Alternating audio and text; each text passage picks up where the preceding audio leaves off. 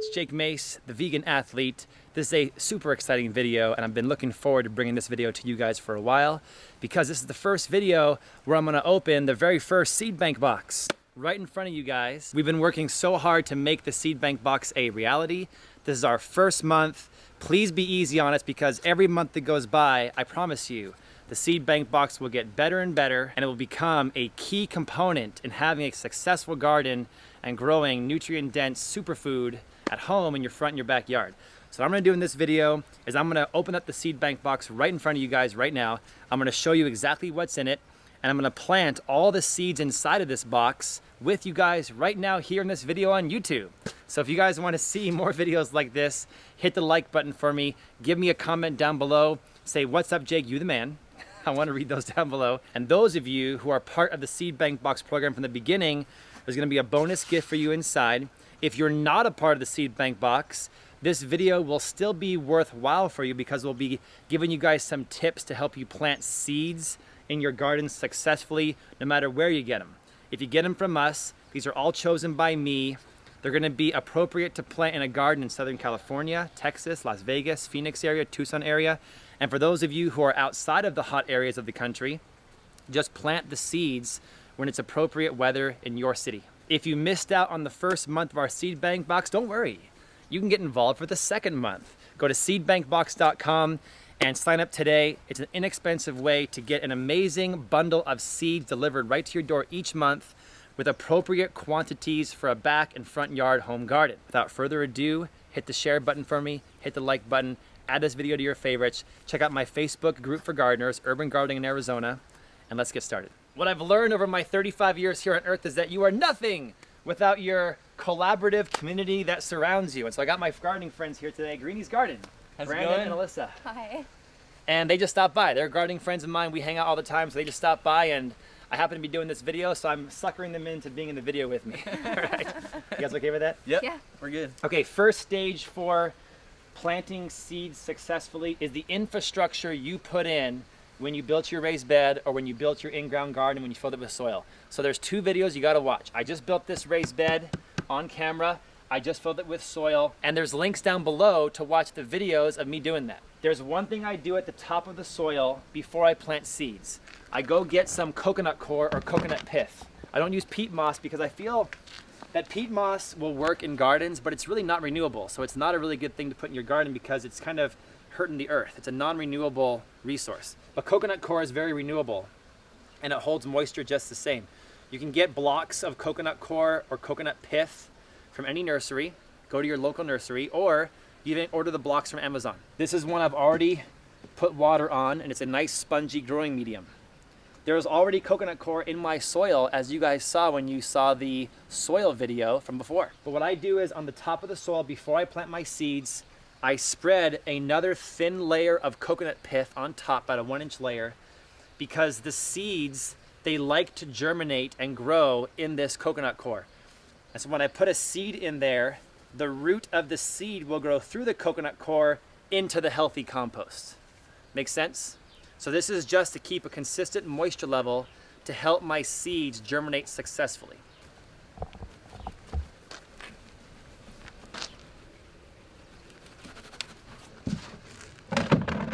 I'm gonna also add in this bucket of worm castings that I have. So I've got coconut coir and worm castings together. And we're gonna smooth this out evenly on the top of the raised bed. So do you guys see now how it's got kind of a brownish color or brownish hue on the top? That to me is a sign of a healthy soil that's gonna be well suited for growing seeds in. Let's open up the seed bank box and show you guys what's inside. We designed the seed box so it's a fun experience not only to receive it, but to open it. So when it comes to your door, it's just like this. You open the packaging up. On the bottom, it says, "Let's change the world, invest your money into your garden." I really believe in that. Whenever I teach a gardening workshop or I do gardening tours of my home garden, I always finish my workshop by saying, I really believe that voting with your dollars in today's world is more important than your political vote. So if you invest your money into your garden and invest into a local source of food for you and your family, that's the world I want to live in. That's what gardening to me is all about. And on the inside, for those of you who ordered in the first month, you get a bonus gift of this card that's waterproof you can bring into your garden that shows my perfect soil mix for fruit trees and for gardening.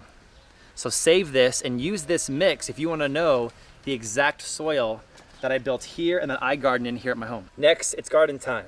Let's dig in. The paper is brown, just like some dirt, just like compost. That's cool. I like that. It's a special touch. Exactly. Inside every month, there's gonna be a mission statement from me that will change month to month. So definitely read this card to get some education, some inspiration, and some motivation to garden at home. Hello everyone, I live in the Phoenix, Arizona area and I love to garden. Actually, I love to grow my own food and you have to be a good gardener in order to do that, yada, yada, yada. Get the card and read it. And then we have all the seeds. So we're gonna save this box because later on, the seeds that I do not use, I'm gonna put back in the box and I'm gonna use this box to store my seeds in an organized fashion in a dark, dry, cool place inside the house. So eventually when I got 6 months, 8 months, 12 months of seed bank boxes, I've got a whole tower going that I can tuck neatly into the corner of my kitchen, and those seeds will be well preserved for future seasons. Every seed has its own package and has its own information card with the variety name and some tips that I have put in there to plant it successfully and grow it successfully, a little bit of history as well.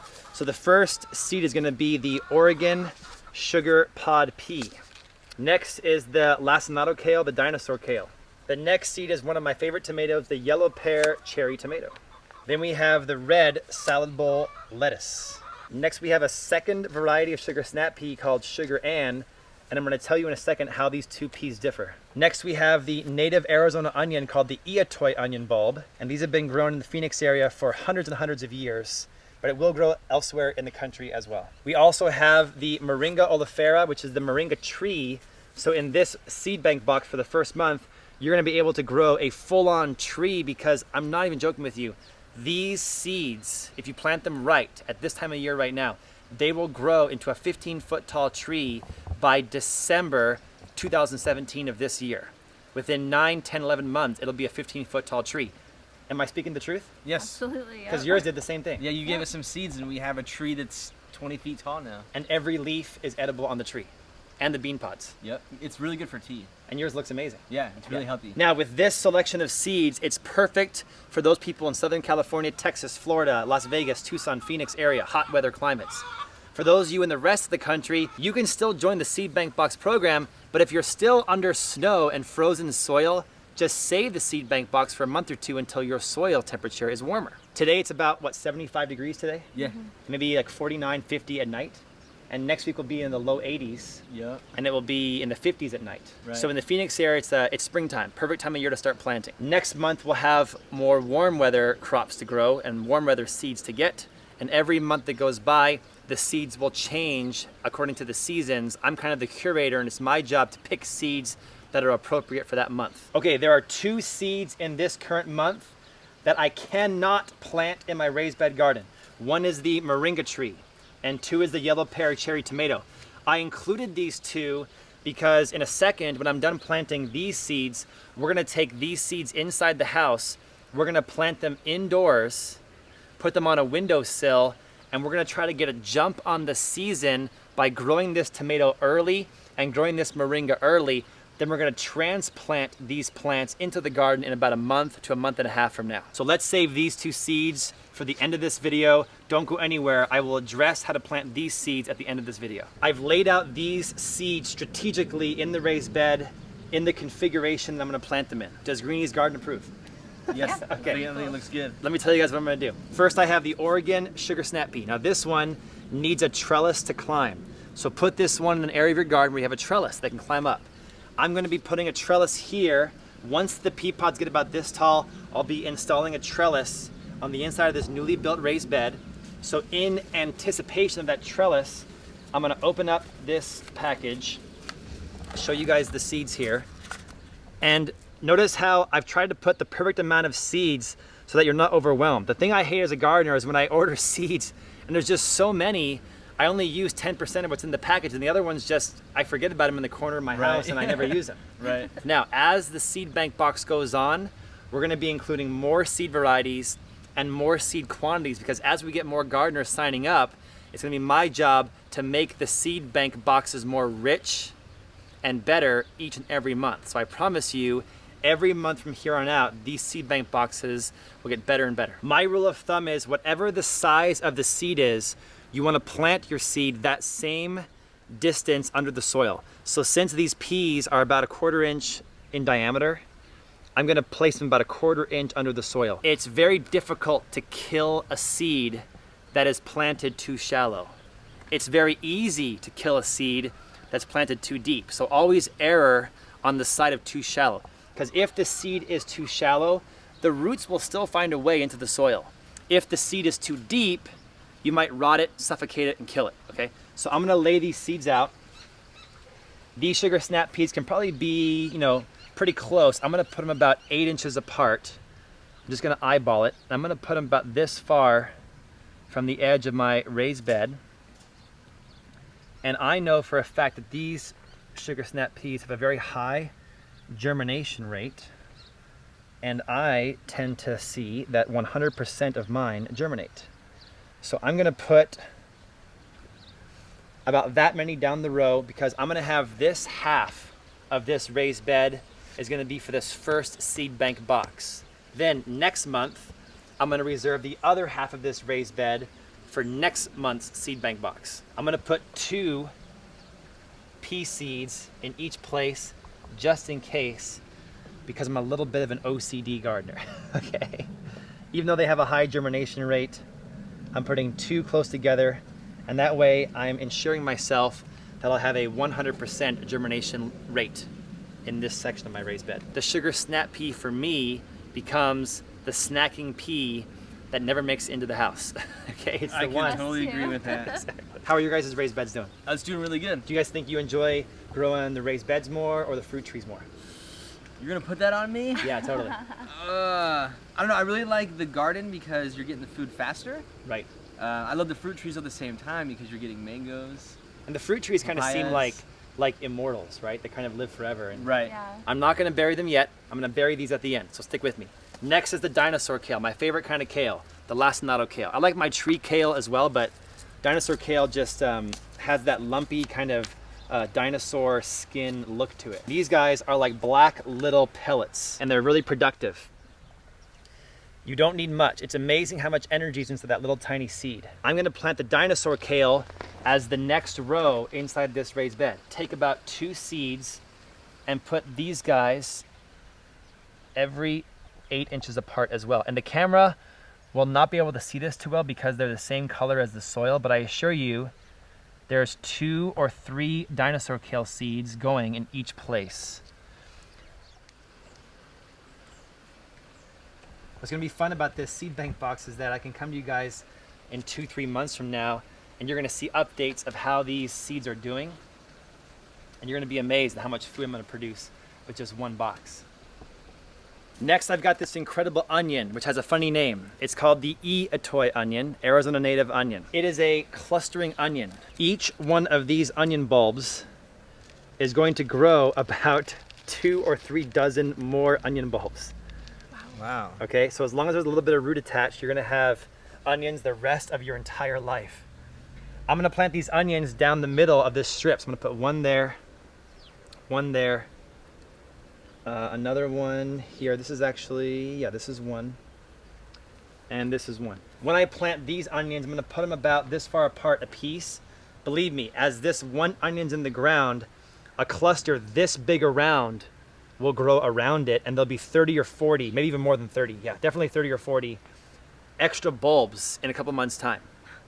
You can eat the green chives on top, like chives, and you can pick the bulbs underneath, and they're a sweet, delicious, very tasty onion that's about the size of a garlic clove. We're gonna dig a little hole, put the roots completely under the soil,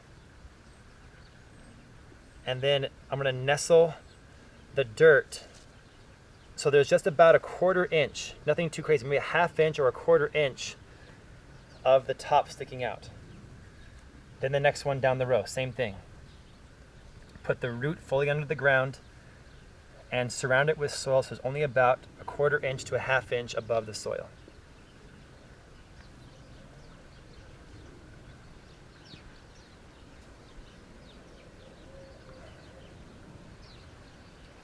Next we have the red salad bowl lettuce. And since it's early in the season, it's still a good time to plant this lettuce and the kale. Any later than this in the year, and if you plant it in like May or April, it's too hot for the Phoenix area. It'll grow a little bit, then it will bolt. So for those of you that are just coming out of your frost weather, boom, great time to plant lettuce. You're also gonna see a lot of leafy greens in the seed bank boxes you get this coming fall and autumn time. The lettuce seed looks different than the kale. The kale was in little pellets. The lettuce seed looks like little tiny sesame seeds. What you could do is you could plant all these seeds everywhere and just eat them as microgreens. But I'm gonna make this bed look nice, so I'm gonna strategically plant these lettuce seeds, a little tiny cluster every 8 inches or so down a row, so that aesthetically this will be very pleasing in the months to come. And I'm putting about 4 or so per area here. And lastly is the sugar snap pea, which I'm gonna make Greenie's garden plant over here. So open that up for me and put it in your hand. All right, let's check it out. This sugar snap pea is called Sugar Ann.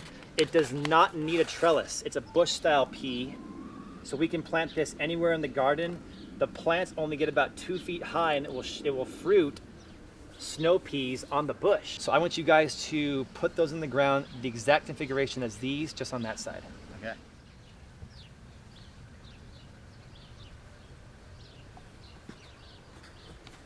Cool.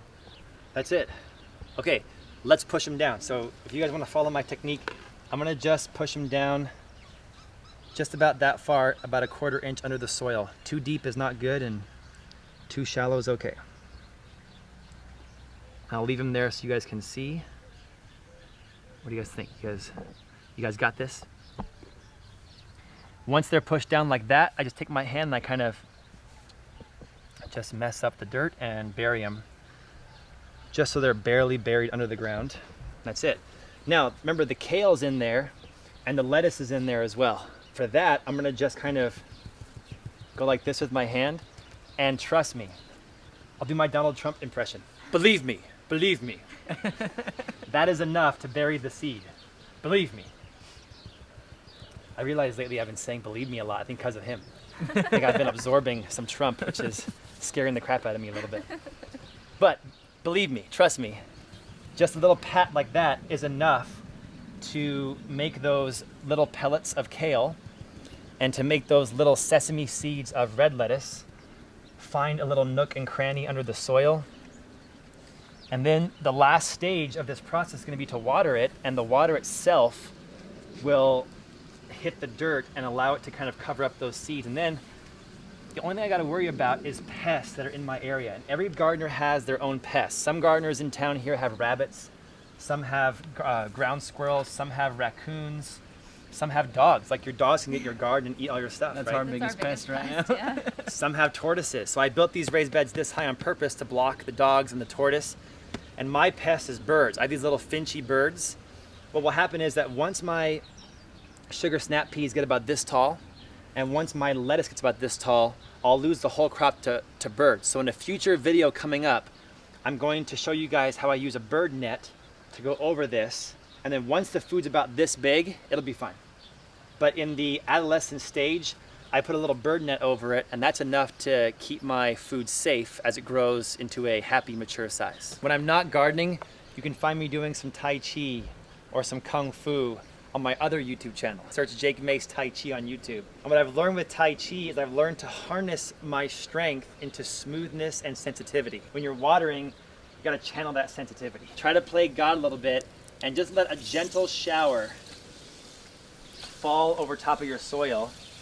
Don't get your friends wet there. Sorry guys. And I just take my time and I very gently let the water penetrate about 8 to 12 inches deep, because this raised bed is brand new. So all the soil I just put in this raised bed is dry.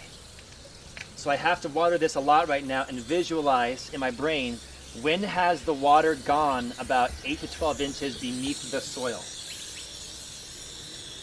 And when I feel that it has gone that deep, I stop. Water this 3 times a day for the first week.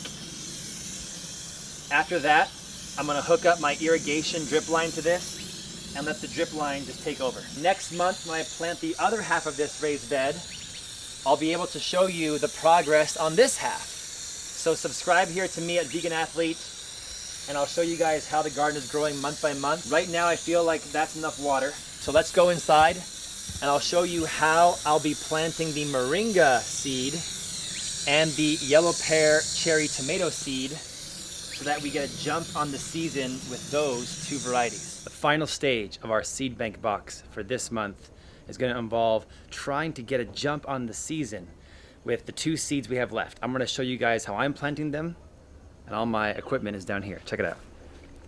The 2 seeds we're going to plant right now together are moringa trees and one of my favorite tomatoes called the yellow pear cherry tomato. This is an heirloom variety of tomato that produces an abundant amount of tomatoes, and they do look like little yellow pears. They're really amazing and they taste great. I'm going to use these 1-gallon pots for the moringa tree. I'm going to use these smaller pots for the tomatoes, and I have this nice tray that will help me transport all these things around my yard. I'm not a betting man, but if I was, I would bet that the majority of you guys out there watching my videos and interested in gardening and being a part of the Seed Bank Box program do not have a greenhouse. Am I right? The majority of you do not have a greenhouse. And if you do have a greenhouse, you probably don't have heated mats underneath the roots of the plants. So I'm going to show you guys how I'm going to plant these 2 seeds today with no greenhouse and no heated mats. If you have somebody, a friend, a local grower who can grow your tomatoes and your more frost sensitive plants for you, connect with that person. I have a great person in town around me named Suzanne Velarde. She helps me a lot. But today I'm on my own. Suzanne is not around. Okay. The mix I'm going to use to germinate these seeds is pretty much a 50-50 mix of coconut coir, and the other 50% is compost, worm castings, and azomite. I got a little bit of coconut coir inside this green tub. I'm going to pour some water on it just to make it kind of spongy and to make it workable. Okay, it's been a few minutes and my coconut coir or cocoa pith is fully hydrated, ready to be worked with. Over here in this wheelbarrow, I have the remnants of the Mace's mix for gardens. So there's a little bit of worm castings, compost, some more cocoa coir, azomite. It's a really good soil mix. I'm gonna add a few shovelfuls of this to the straight cocoa coir and make a 50-50 blend. 50% Mace's mix, garden soil, and 50% cocoa coir. Too much compost is gonna make this a little too dry. And too much coconut coir will leave it with no nutrients. So a 50-50 mix, I find for me, works great for germinating seeds. That way it has the sponginess of the cocoa coir, but it also has a little bit of nutrition to give the seed a little bit of food and strength as it grows into a mature plant. Then I got this little tub of the rock dust. I'm gonna sprinkle some of the azomite rock dust in there. You don't need too much, just a little bit. Now listen to me.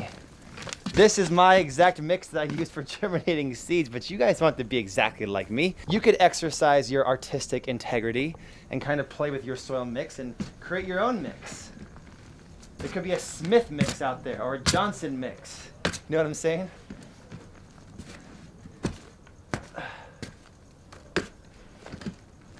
Now my soil looks really good. It's like really fine, like coffee grounds fine. It's really spongy. And I can tell that this will be an excellent bed that will allow my seeds to nestle in there, create roots, and create a strong plant. So let me show you guys the seeds. First we have the moringa. Yes, it is possible to container grow the moringa, but I'm gonna be honest with you, it has roots that like to go deep. And so it will do much better if planted in the ground. But we're gonna start it in the pot. And it will be okay in this pot for about a month to maybe even 2 months. So let me save those seeds right there on the card. Take this seed growing mix and fill this pot up.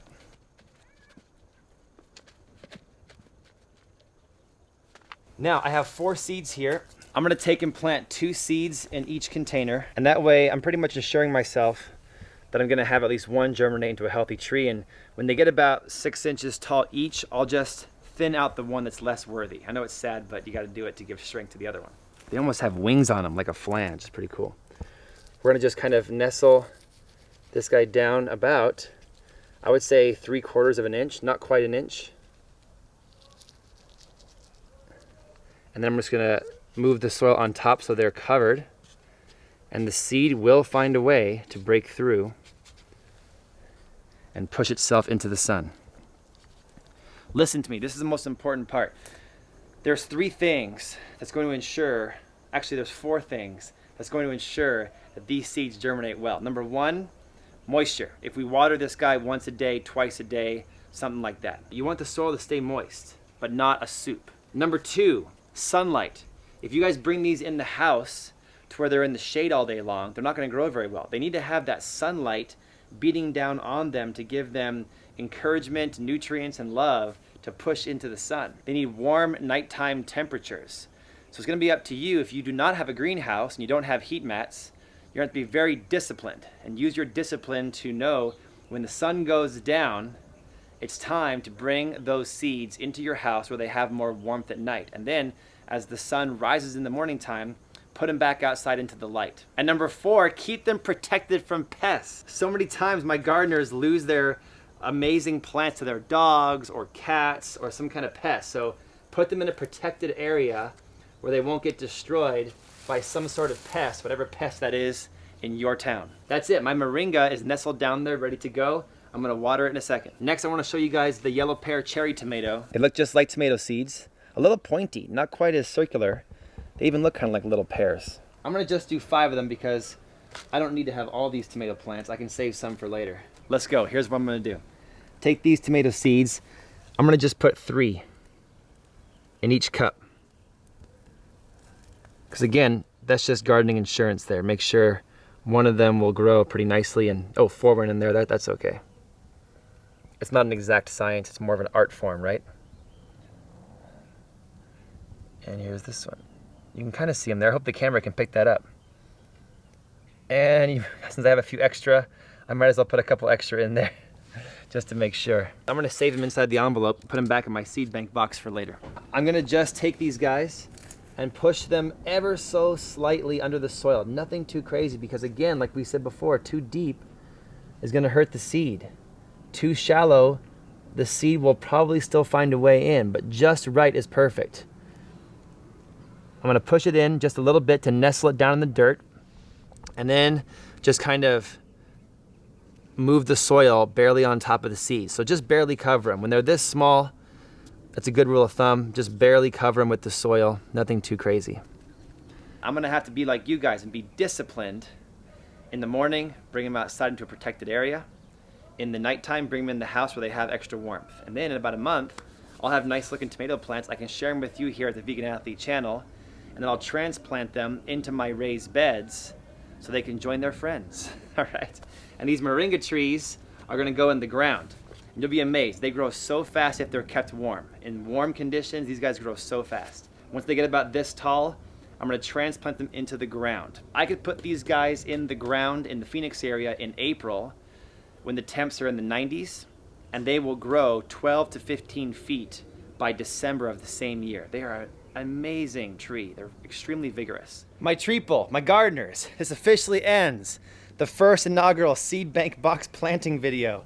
I'm really looking forward to doing these for you guys once a month whenever the new box comes out. If you want to be involved with next month's second seed bank box, go to seedbankbox.com and sign up now. I'm gonna water these guys and then put them in a sunny spot. It is Super Bowl Sunday today. I'm gonna let these babies germinate while I go see some grown rich men kick the crap out of each other, all right, with friends, eating vegan food.